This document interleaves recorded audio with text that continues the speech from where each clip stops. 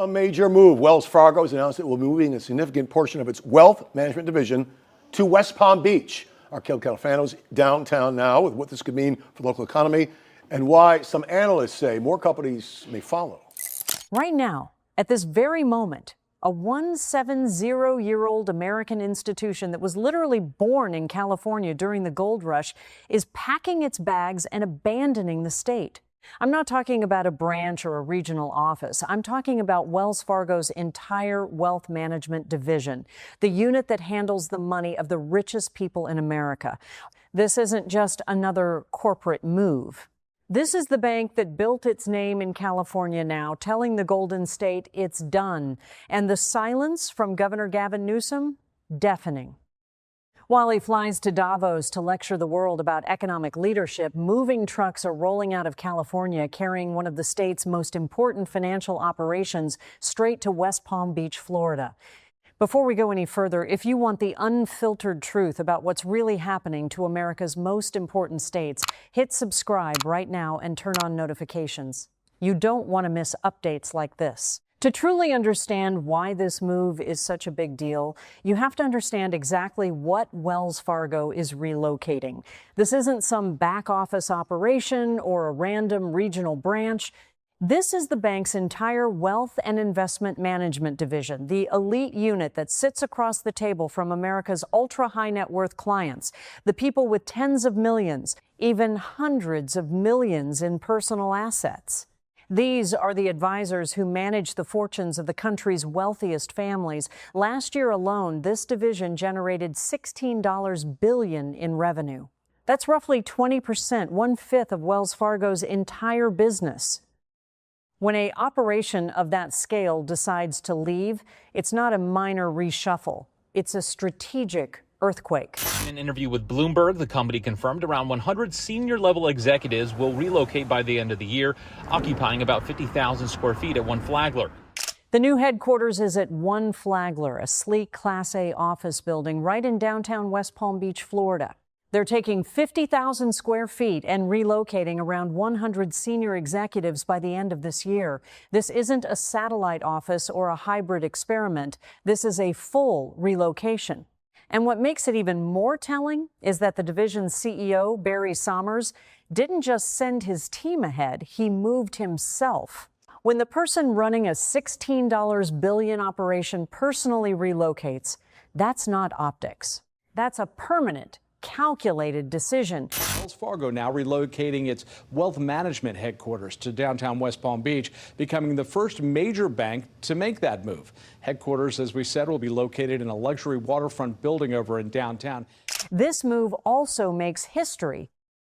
Wells Fargo is now the first major American bank to base its core wealth management operations in Florida. Not expand there, not open a new office, but actually relocate its center of gravity. In an interview with Bloomberg, the company was crystal clear. This is their new base. I've been watching these corporate shifts for years, and this one stands out because of who it serves.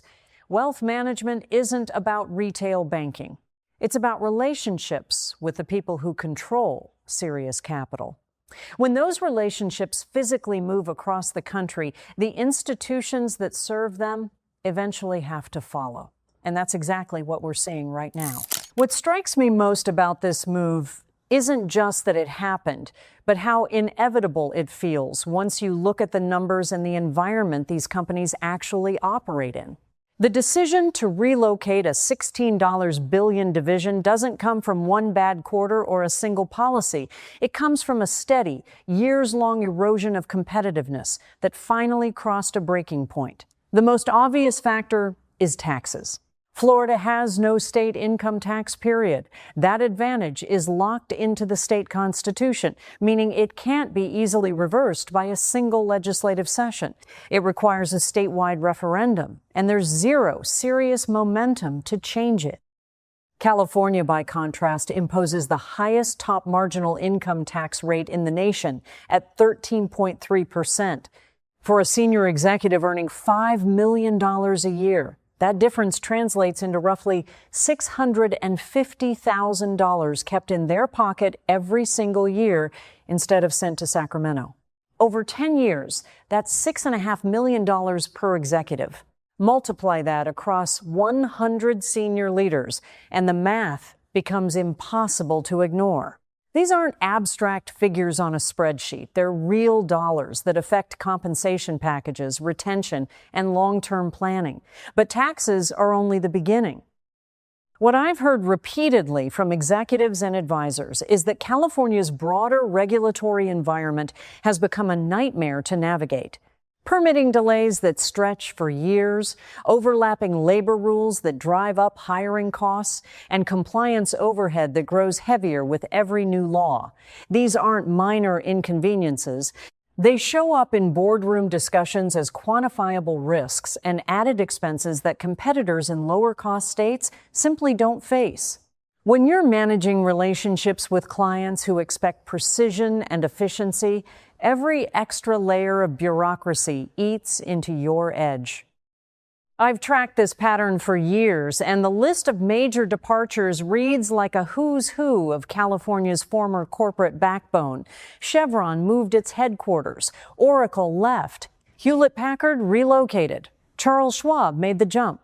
Toyota shifted its North American headquarters to Texas. Even SpaceX and X pulled significant operations out. Between 2020 and 2023 alone, more than 350 companies exited California. Each time, the response from Sacramento followed the same script. Brief silence, followed by talking points about the state's enduring advantages, and then another major exit. This is what makes Wells Fargo's move different in my eyes. It's not just another tech company chasing cheaper office space.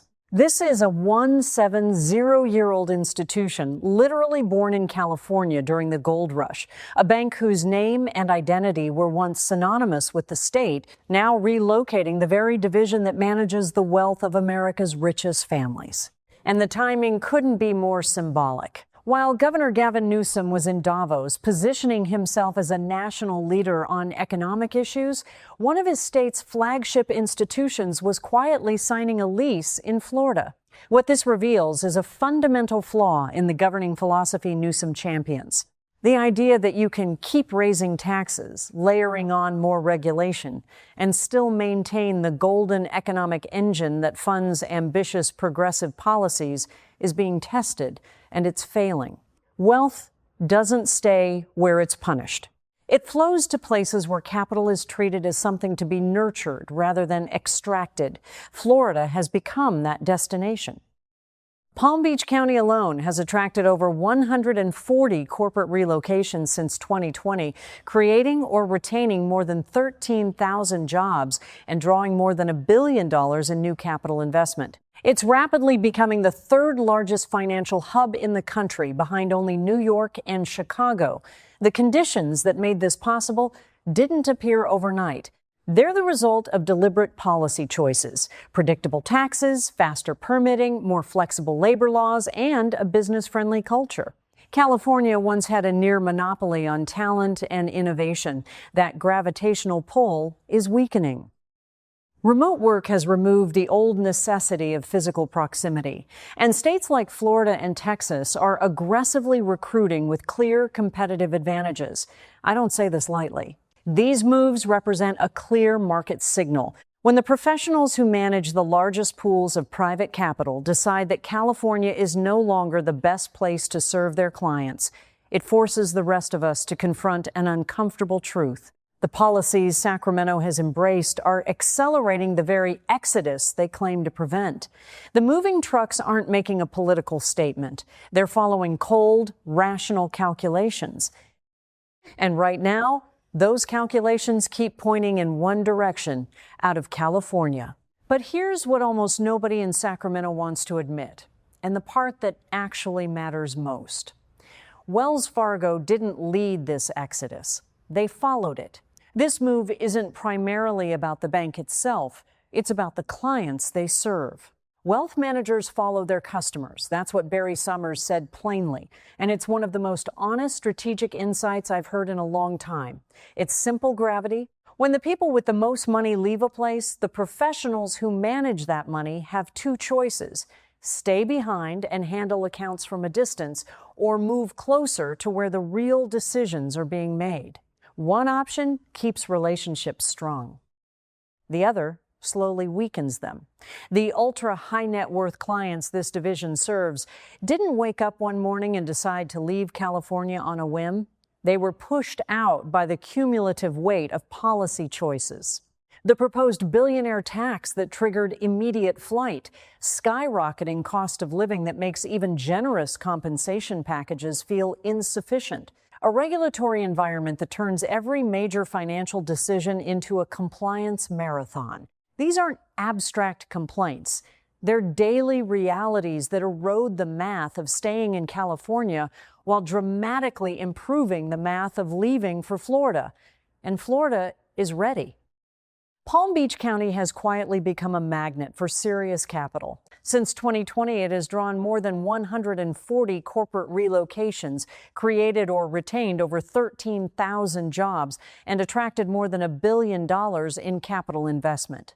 It now ranks as the third largest financial hub in the United States, behind only New York and Chicago. Stephen Ross, the developer behind One Flagler, has been open about his vision, turning Palm Beach County into the Silicon Valley of the East.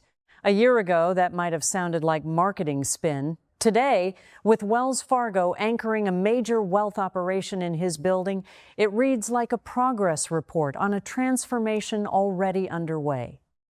This is the deeper shift I keep coming back to. The real story isn't a bank changing addresses. It's where the wealth itself has already moved. The money, the decision makers, and the families controlling vast private capital are concentrating in new centers. Institutions like Wells Fargo are simply acknowledging reality. They're not abandoning California out of spite. They're going where their clients already are, because in wealth management, proximity to capital isn't a luxury. It's the entire business model. To be fair, there are people who push back hard against the idea that California is in structural decline, and some of their arguments deserve to be taken seriously. The state still boasts the largest economy of any American state, one of the largest in the world. Its universities continue to produce world-class talent at a scale no other place can match. The technology sector in Silicon Valley still has incredibly deep roots, and new businesses keep forming. Fresh IPOs continue to create new millionaires every year.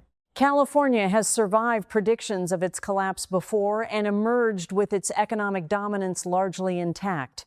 I acknowledge that reality. The Golden State still has enormous strengths, but here's what that defense misses in this specific moment. This isn't just another tech startup choosing Austin over San Francisco for cheaper rent. This is a 170-year-old institution that was literally founded in California during the gold rush, a bank whose name and identity were once inseparable from the state itself, now deciding that the people with the most money to manage no longer live there in the numbers that justify keeping its core operation in place. That's a fundamentally different signal. It's not a speculative bet on a cheaper future. It's a clear-eyed response to where the wealth has already moved. When the professionals managing America's largest pools of private capital relocate their center of gravity, they're not reacting to hype. They're reading balance sheets, client addresses, and long-term trends. And right now, those trends are pointing away from California faster than its traditional advantages can compensate for. This move forces us to confront something uncomfortable. Great universities and a temperate climate are powerful assets, but they are not unconditional substitutes for a policy environment that treats productive capital as a partner rather than a revenue source to be endlessly tapped. The real danger for California isn't just this one move by Wells Fargo. It's what this signals for the next generation and the entire ecosystem that surrounds high finance. I think about the young financial analyst who just graduated from UCLA or USC. She's ambitious, talented, and watching closely where the senior executives are moving, where the decision makers sit, and where real career momentum is building. When those people are increasingly based in West Palm Beach, Miami, or Austin, that's where she starts planning to be. Not because she hates California, but because that's where the opportunities, promotions, and proximity to power are concentrating. Once this shift settles into the geography of ambition, it becomes self-reinforcing in ways that no amount of sunshine or lifestyle marketing can reverse. And then there's the quieter damage happening beneath the headlines. Every major wealth management operation is surrounded by an entire ecosystem of smaller firms and professionals, specialized attorneys, tax advisors, compliance consultants, technology providers, and private wealth services. When the anchor institution moves, these supporting businesses don't usually issue press releases. They simply watch their revenue dry up, quietly reduce headcount, or eventually close their doors. These aren't flashy stories, but they represent thousands of high-paying jobs and decades of institutional knowledge slowly bleeding out of the state. This is how structural decline works. It doesn't happen with one dramatic exit. It happens through 1,000 smaller decisions that compound over time. Florida isn't just gaining a bank, it's gaining the gravitational pull that attracts talent, capital, and supporting industries for decades to come.